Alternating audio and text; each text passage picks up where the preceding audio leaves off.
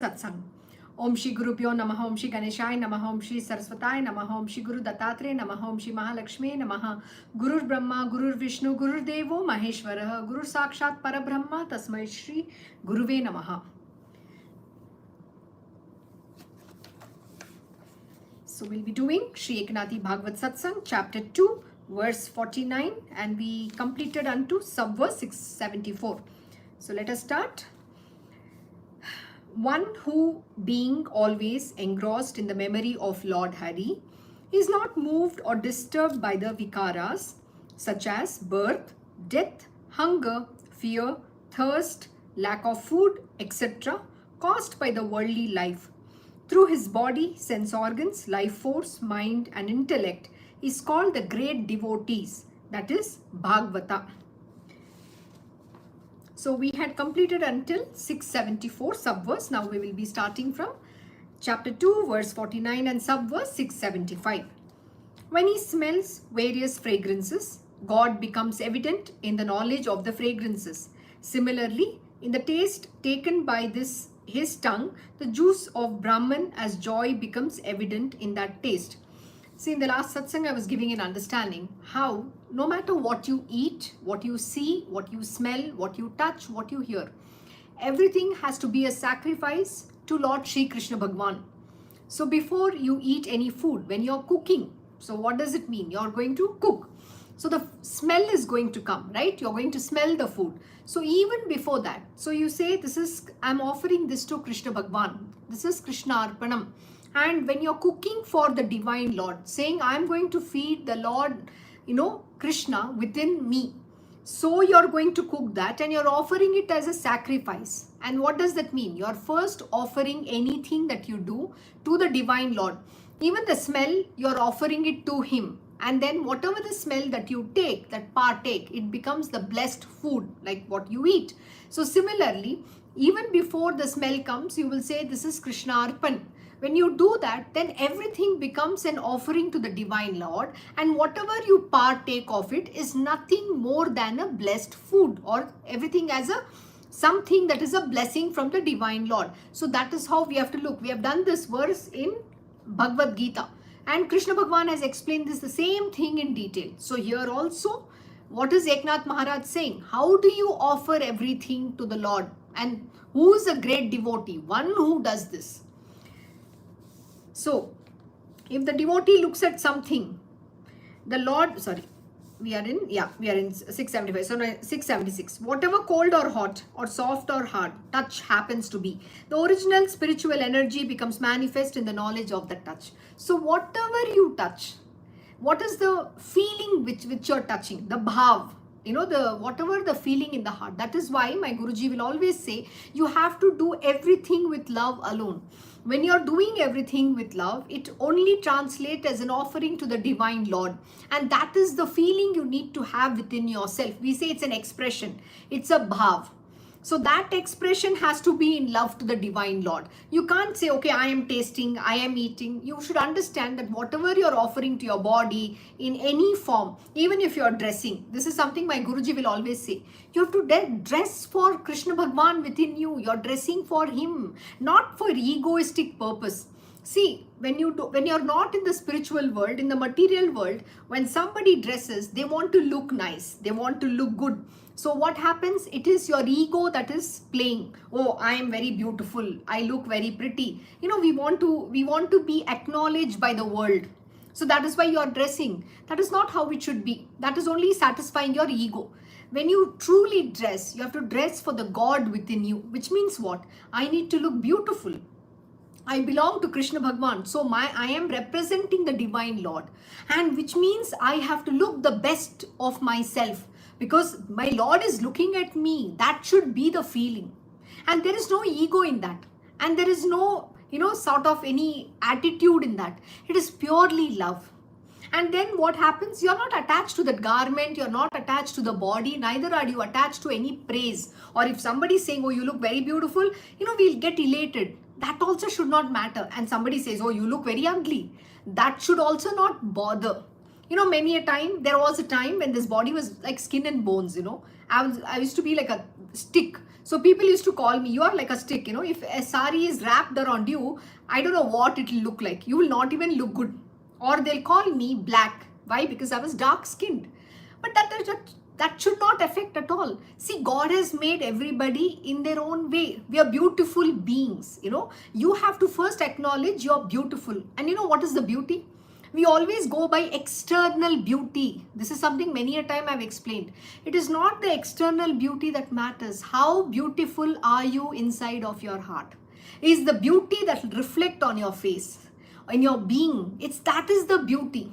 You know, the beautiful ornament that you can wear is the beauty, all the great attributes that you carry in. The love, the kindness, the compassion, the goodness, that is the jewels that you wear, that you adorn yourself. That is what Krishna Bhagwan is interested.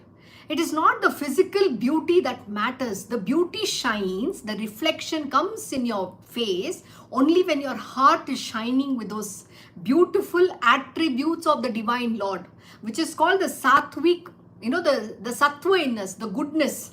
That is what has to flow through you. That is the true beauty.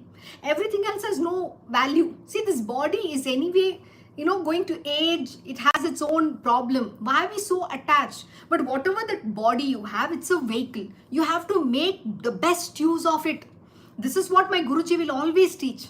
He'll say, Rajma, the beauty is in the heart. When you become pure, you know what? That love, that goodness will reflect on your face. That is the true beauty, a mark of the true beautiful being. Everything else is a fake. You know, have you seen people paint their face? They just wear so much of makeup. That is falsehood. They hide behind that fake smile of theirs. Whatever you say, it has to be the truth from your heart. It has to be the divine word. The words have to be the wisdom of the divine Lord. You have to pour out your heart. You have to be your good self. You have to only give love. That is the most important thing. This morning I was reading a very beautiful teaching of my Guruji. Many years ago I had written this. My Guruji will always say, he will tell me this. He'll always say that we have to be very kind to everybody around, especially to those who are very bad to you. You know why? They are the ones who need it the most. So he has always taught me, you know, it's a tough lesson. It's not easy. In the world, many a time, whether it is at work, even people who you might not even know, might be rude to you, might be behaving in a very bad manner. But my Guruji has always taught, you have to be nice to them. You have to be your good self with them. So this is a very important lesson which we all have to practice. Those are the qualities. They are the ornaments which you have to wear. And that is what makes you very beautiful. It is not the physical look that matters. That beauty will shine.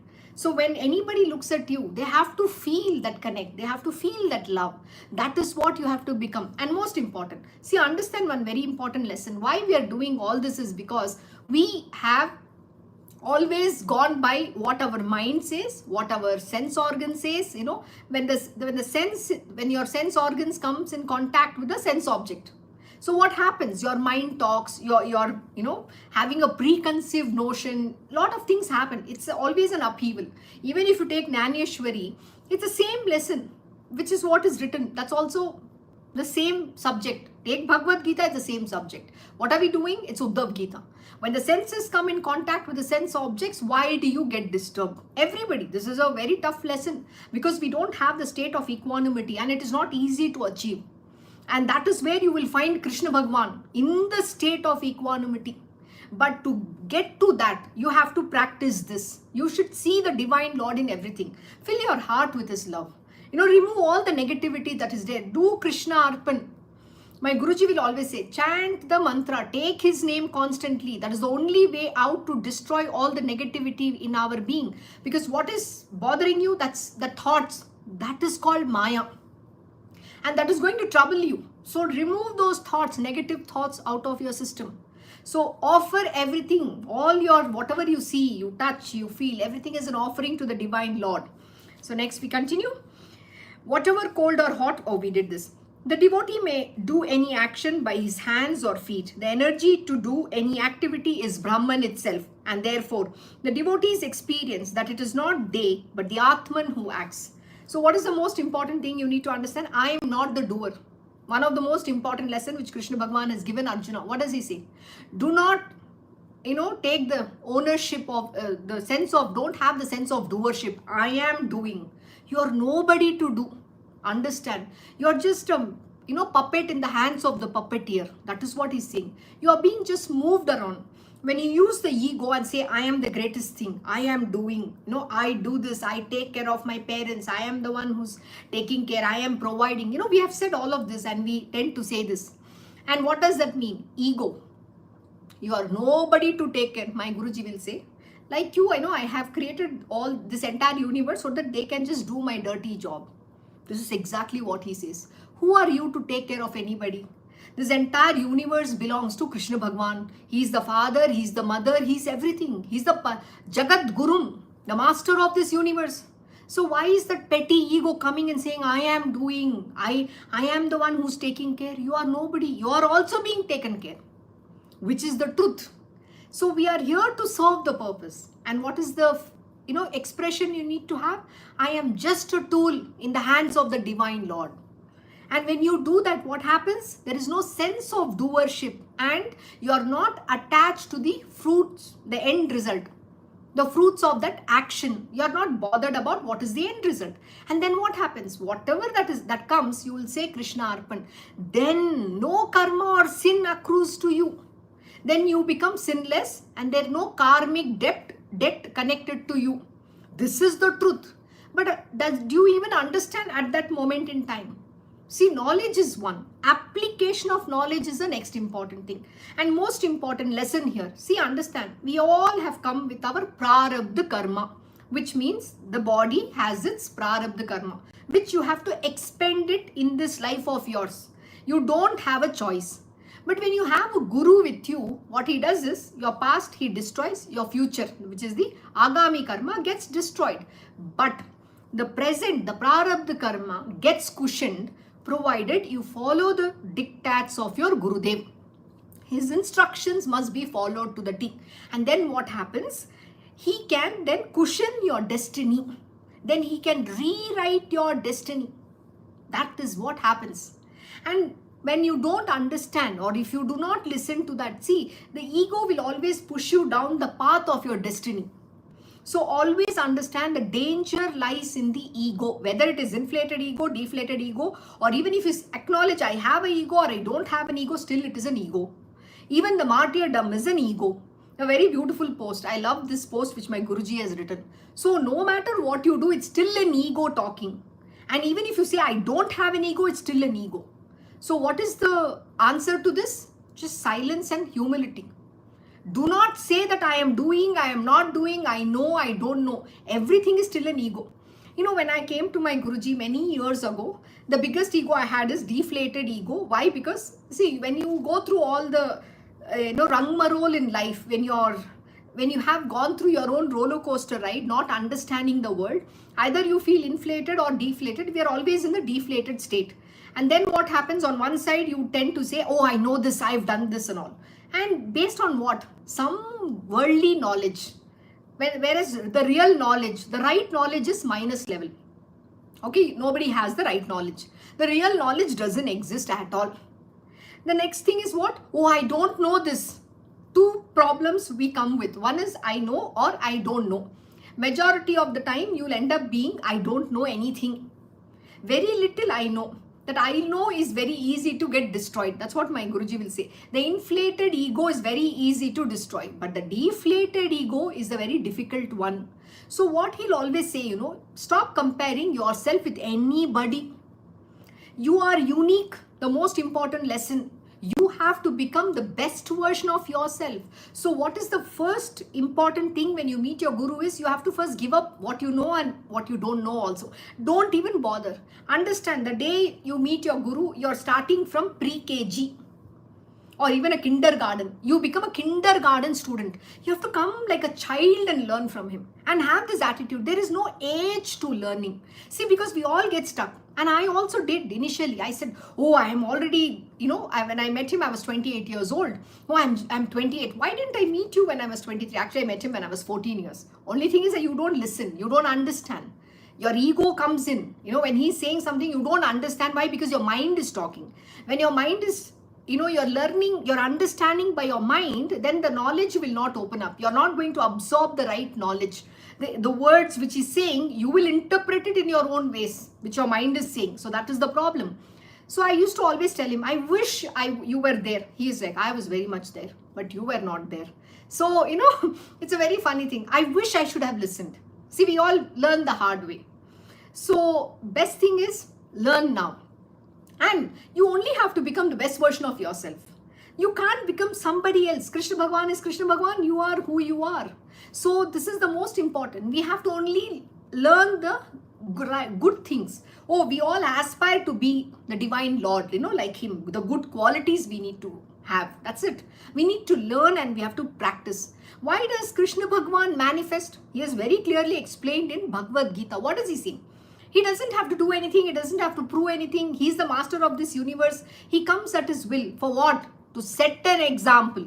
Why? Because if he doesn't set an example to how to be a very good human being, how to be a great being, but with humility and humbleness, there, my Guruji will do all the jobs, whether it is cleaning toilet, cooking, to, driving around, to you name it, the mundane task, the basic task to the biggest task, he will perform to the T. Nobody can do it like him. Why? He's Krishna Bhagwan. And he doesn't have ego. Oh, this is a small task, I will not do.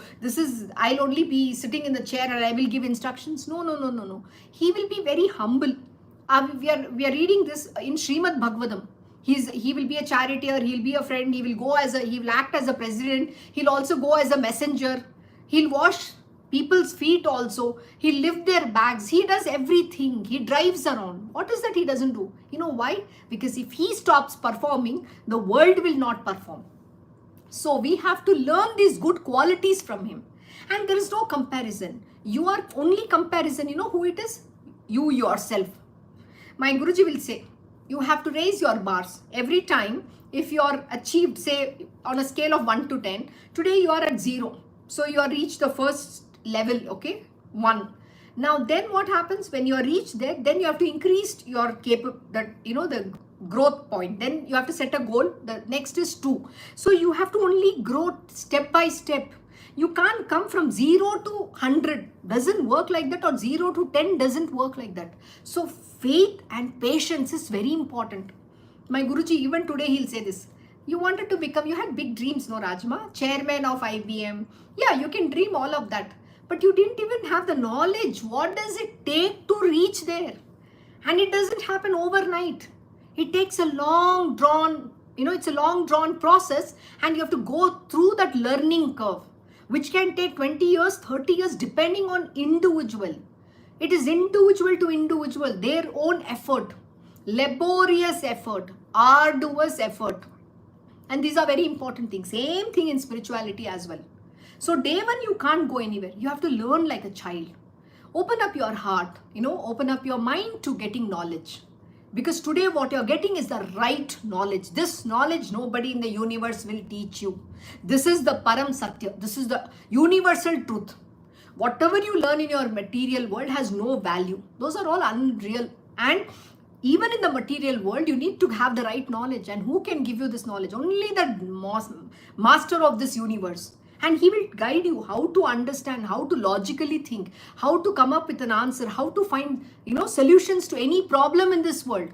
That is what he enables you. He empowers you. But it is a constant learning. Every single day you have to learn. And you have to have that attitude. I want to learn. I want to become the best version of myself. And whatever it is I will achieve, I will reach that goal. And continue to learn.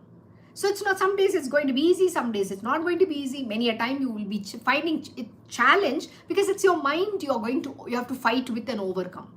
So the best thing is do Krishna Arpan and just surrender that mind at his lotus feet and take his name, and you will be able to sail through it. So what is he saying here? The devotee may do any action, whatever action that you're doing, attribute everything to him. You're just puppet in his hands. Have this faith. Okay, my Krishna Bhagwan is making me move. I just have to keep doing. He's the one who's going to do it through me. That understanding you have. Then you're not going to feel, oh, I have to do it. oh, it's so burdensome. No, you have to do everything with love. Love is the word, and that is a practice you have to initially put. Okay, you have to put an effort to practice it, and later it becomes effortless. What comes with effort in the beginning, later it becomes effortless. Krishna Bhagwan himself says this. So everything will become effortless provided you start doing, and it's okay. Everybody's journey is, slowly, one step at a time. My Guruji, even this morning, he was telling me, Rajma, he had made me write my books for the last many years, almost now 16 years I've been doing this. And my company accounts I've been very religiously writing for the last 4 years. So initially it was tough. I didn't understand. But he said, the same knowledge which you have learned, don't you think today you're learning, you're understanding, and you're top of it? How does it come? It comes with practice. Today, it's just very natural. It just happens. I am not forcing myself to do that job. That is how it becomes. But it takes time. It doesn't happen overnight, and you have to put the effort initially. Next. Thus, in the hard work, also done by the organs, the self-joy expresses itself in it. And therefore, the organs are at rest even though they are busy. Therefore, the devotees of Hari are having great storage of self-joy in the market of daily life. This is exactly what I was talking about, how beautifully he's explained. What is he saying? It's so beautiful. Thus, in the hard work, even you're working really hard, you feel you're struggling, you're stressing out, you do whatever it is, right? But you're putting that hard work, you're putting that effort. So he's saying, thus in the hard work also done by the organs. So you're moving the organs, right? You're using your eyes to read, you're listening, you're speaking, and you're working on your computers, or you might be doing whatever using the organs. And then what does he say? The self-joy expresses itself in it.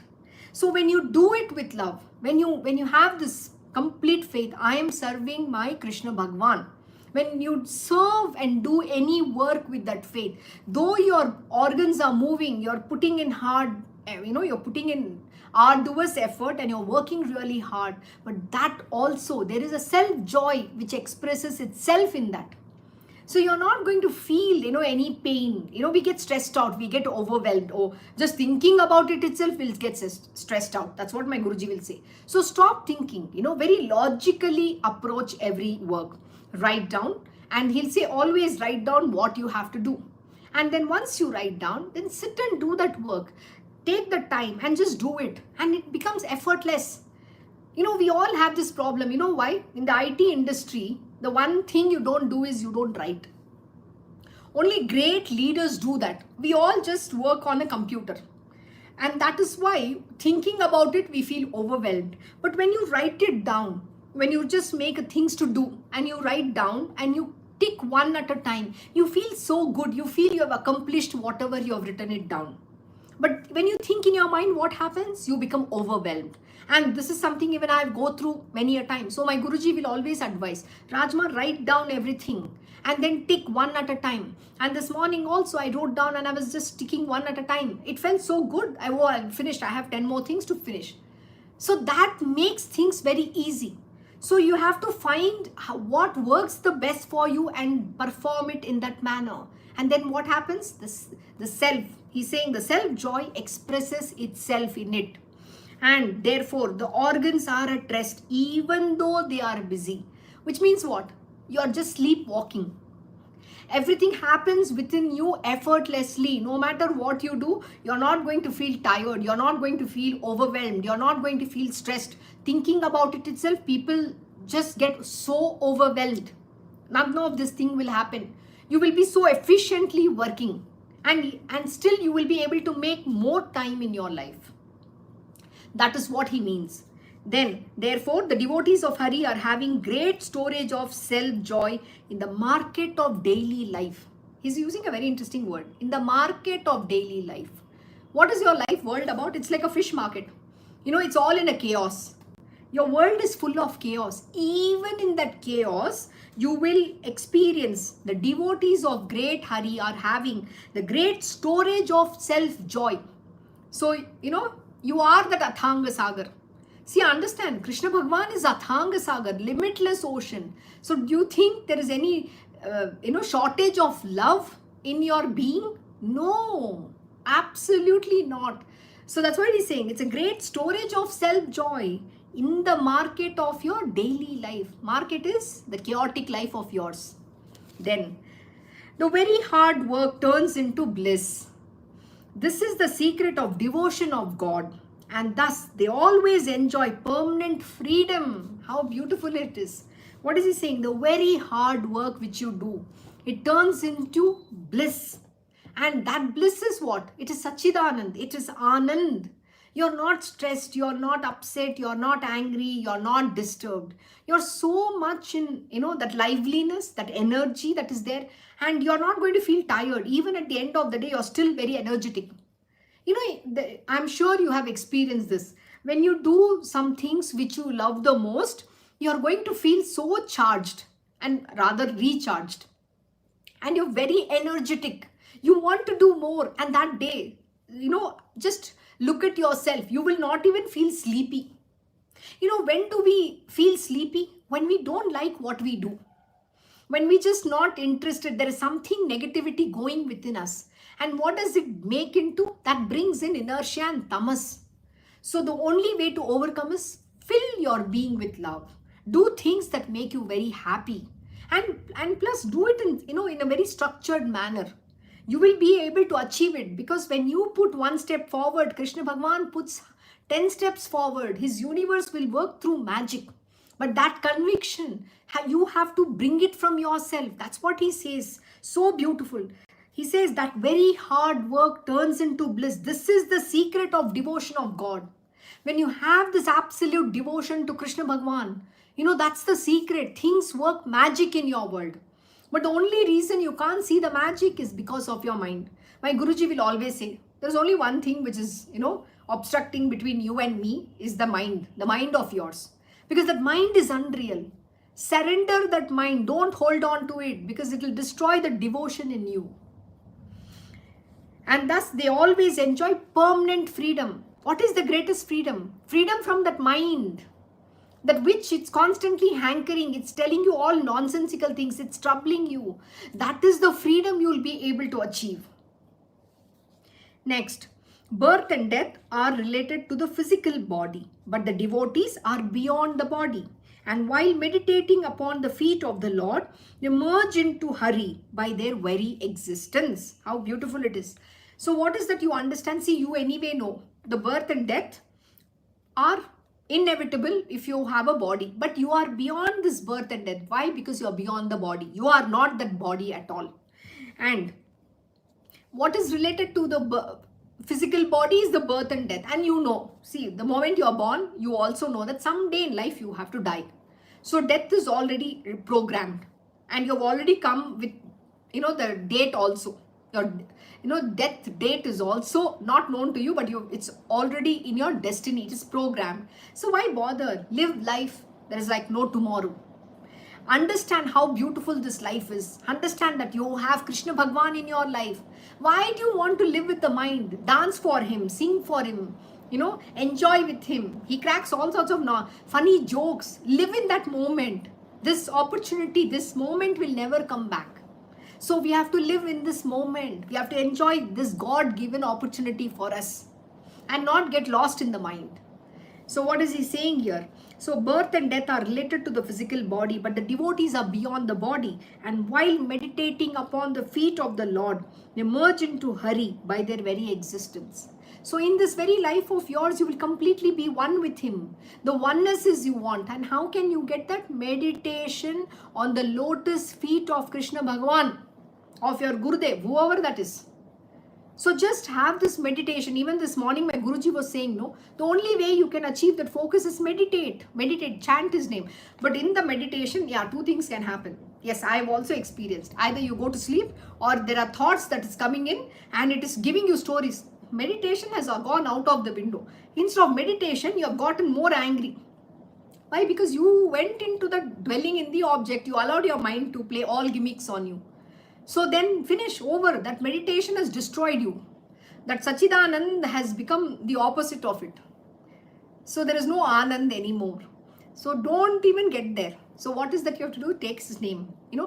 There's a very simple method I implemented during my initial stages of doing meditation.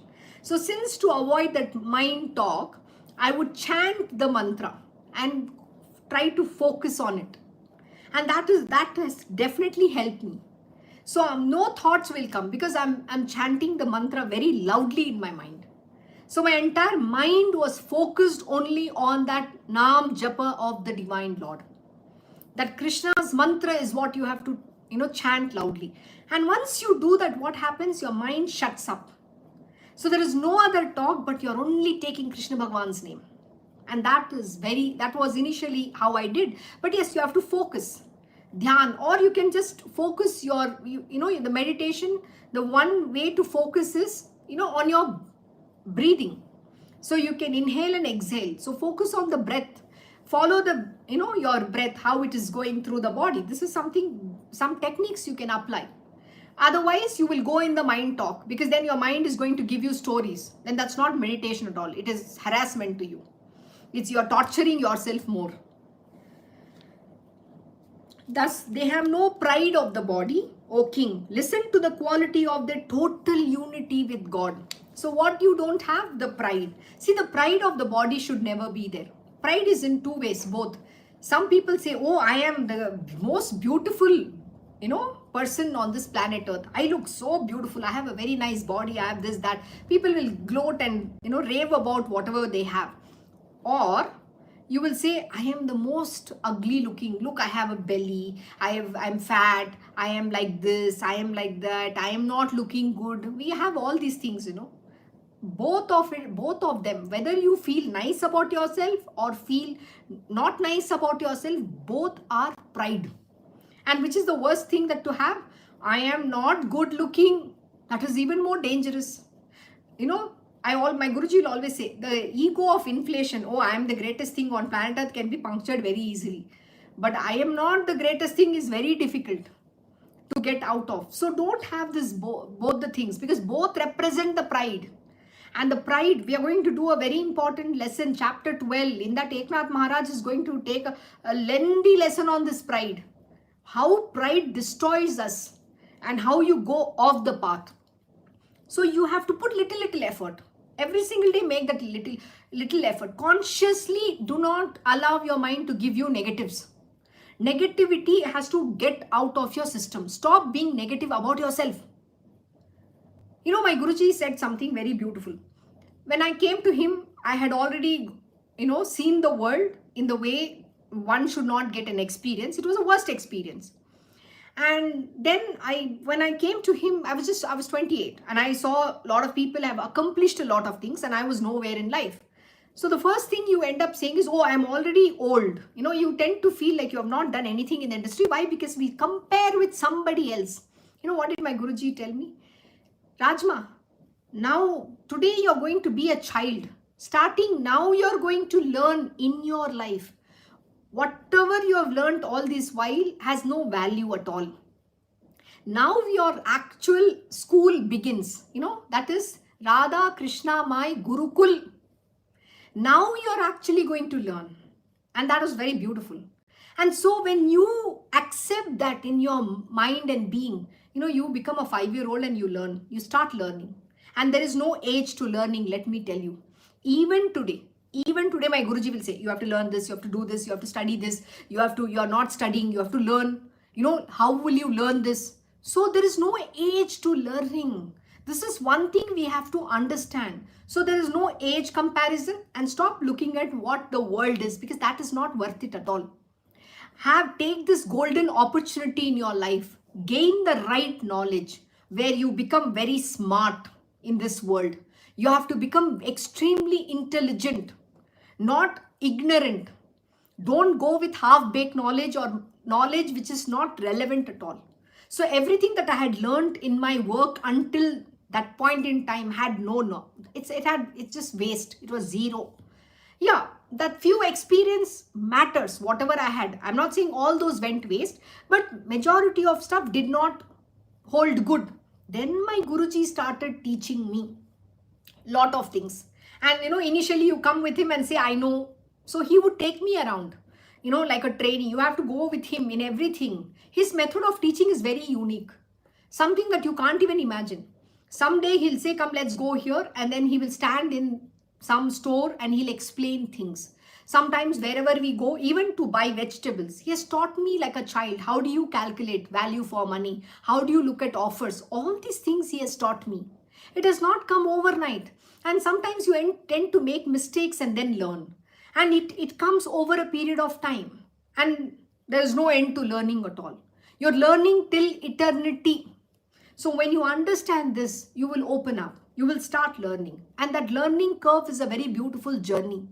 And everybody has their own time to learn. And that is called God's appointed timing. So accept this. Oh, today I have the opportunity and let me start now. That has to come in. So what is he saying here? He's saying, so they have no pride of the body. So, O king, listen to the quality of their total unity with the God. If the body of the devotee is attacked by a tiger, the devotee does not fear at all. He thinks that death is as false as the death sentence given to a son of a barren woman. So this is for someone who's the highest devotee.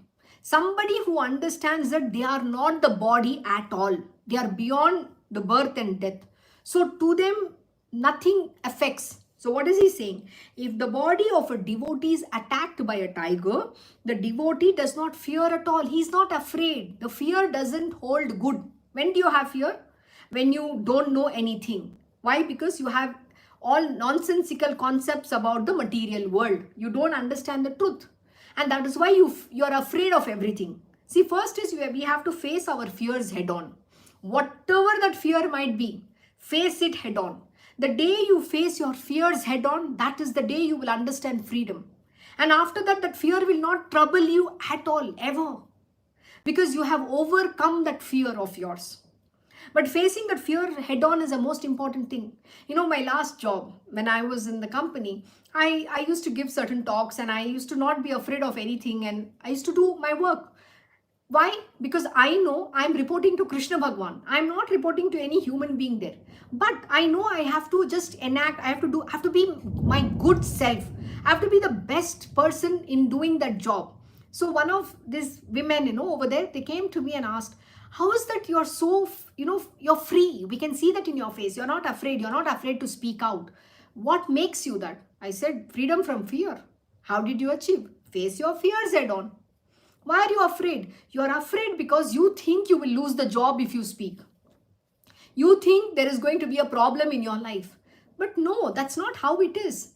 Why are you already, preempting things? Like what did my Guruji say? He's the one who gives you and he's the one who takes away. Means what? What has to come to you will come to you. But you have to stand up and face your life. You don't have to be afraid of anything. So when I told them this, they said, no, look, we have small children. So what? You can get a better job. Why are you holding it up? So they were very afraid. See, fear is the greatest thing which will not allow you to do anything. And then it will make you succumb to the situations. So I told, what is my greatest fear? Fear of losing my job. And I lost my job. Trust me, that was the best thing that has ever happened in my life. I lost my visa in Singapore. I lost my job. I had fantastic experience. That was a roller coaster ride. And you know what? My Guruji was there. But that conviction, and everything happens to me on a Thursday. My job went on a Thursday. I will never forget the date of my job, the day I lost. You know why? Because that is the freedom. That day I experienced that freedom. Because I was able to face my fears head on. What I understood is, it's not because of me that, my life is dependent on the job. It is my God who's taking care of me. The money that has to go to whoever it has to go to, it is He who's giving, not me. So that ego He destroyed. The day I lost the job, I understood this. And everything was so beautiful. There was no issues in my life. And that was the greatest freedom. But till you don't go through this, how will you understand what is freedom? You're still going to feel afraid of. Because you think your salary, your life is dependent on the salary you're going to earn or going to provide. Understand, nothing works like that. God knows what to provide for you. And He will create a mean. He'll create the means for it. In the similar way, when I lost my job, initially I was afraid. But you know what? My Guruji asked, do you trust me? Do you have faith? Of course, yes. There are no two ways about that. Then you understand this much. It's okay. It's gone. Something beautiful will come out in your life. Have that faith. So that's all. Today, since then, there is no looking back. So this is what we have to understand. The reason I'm sharing it, this is because the fear is the biggest obstacle in a human being. So you have to overcome that. Then, nobody desires that his shadow should sit in a palki. Similarly, the devotee does not have any desire that his body should be awarded some honors or public applause. This is again very beautiful. What is the most important thing? We all like to, go behind this false accolades given in the public. We want whatever honors, rewards, awards, everything.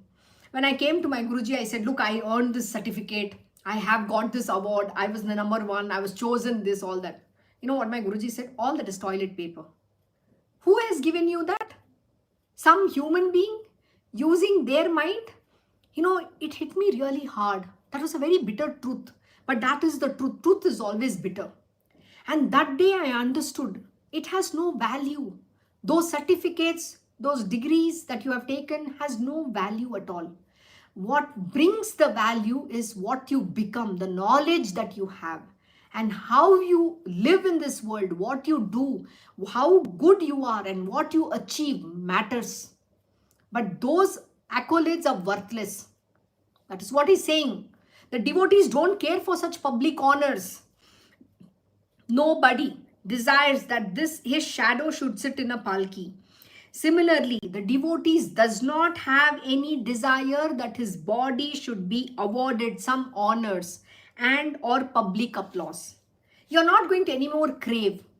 But a normal material worldly being will run after all of this. But when you understand the truth about the material world, none of this values. What will value the most? I have always told this to my Guruji. I want to reach the day when you will tell, I made her. She is mine. That one acknowledgement matters the most in this entire universe. That will be the day I will say, yes, I have reached somewhere in my life with my Gurudev. That is all I need. Beyond that, I don't want anything. I was watching a very beautiful movie called Mary Kom. And in that, the Guru, the master who trains this disciple, he's there and, he empowers her and he says, you can go do it, go win in this world. I am behind, my blessing is there. And when she finally gets there and he's in tears, he says, I made her. And that was my, that is the one thing I want my Gurudev to tell. I don't want to fail him. That's all is my, aspiration. That one thing, I want to achieve that. That is what is the real acknowledgement. Nothing else matters in this world. So, the body may undergo any number of calamities. The devotee does not worry about them. This is like the sky, which does not suffer any pain by any sword hit upon it. So, what is he saying? The bodies go through its misery, suffering, everything. But you have to be detached and then nothing affects you. Because you understand you are not the body. About the birth, he knows that the body is born and therefore he does not say, I am born. If there is reflection of the sun in the dirty pond, the sun does not say that he is in the pond. Similarly, you are born, you are one day going to die. But how you live this life matters the most. How do you live that whole life? You have to make it very beautiful for you and the people around in the world. When the sun shines in the day, the clouds appear as if they are cities in them. The sun does not say that he has created them. Similarly, the devotee does not say that he takes care of the body because he knows that the destiny does it. So the devotee understands that the destiny does it. So you are not responsible for your body or whatever is associated with it. So what do you do? Krishna Arpan. Then you just do what has to be done following the instructions of Krishna Bhagwan. That is your Gurudev. Even at the death, he remembers God. And because of his constant preoccupation with God, without any selfish moods, he remains complete in his totality. So even at the last breath of your life, when death is coming, you're only taking the name of the Lord. In Bhagavad Gita, Krishna Bhagavan has taught very beautifully. The reason why we are asked to always take the name, Nam Japa of the Divine Lord is because we don't know when death will come in our life. So at that moment in time, you should not be thinking about your property, your assets, your child, your husband, nobody. You should only take the name of the Lord so that you can attain Him. You don't want a rebirth. So the highest of the devotees will always take the name of the Divine Lord. And that is why the gurus will teach us to practice. Your Gurudev will always tell you, take the name of the Divine Lord constantly. And that way the Maya will subdue. So the dirty thoughts will not come in your mind and disturb you constantly. Next. Though the dirty pond is dried up and the reflection disappears, the sun does not say that he is dead. Similarly, when the body ends, the devotee remains in the universe in its totality. He merges in the Krishna Bhagavan. Then, is it necessary to kill the apparent serpent on the rope so that we may create the rope? No, the rope is in its original form without being affected by somebody's illusion. See, the rope is a rope. But what is the illusion? Oh, it's a snake. It appears to you as a snake. But is it real? No, it's an illusion. This is a very common example which is given in all our scriptures. That a man thinks the rope is a snake. But when the light falls on it, it illumines. Then he understands, oh, it's just a rope. It's just an illusion that created in his mind that it was representing a snake. But whose mind? It is in your mind. Then, similarly, the devotee of Hari has no special sense of having a body. Then, on what thing the death is going to hit him with its axe? So he doesn't have any sense that he's a body at all. So he's not afraid of death. Death can come and hit him. But he knows he's already attained the Paramatma. He's one with Krishna Bhagavan. So how is the difference going to make even if he dies? It doesn't make any difference. So, we are as we are, and because it is Brahman only, our saying that we are also becomes meaningless. So when we are the Parabrahman, we are also become meaningless. So one who is not touched by the duties of the body, an action or non-action, and one who is not allured by the wrong attachment to worldly life is the best among the God's devotees.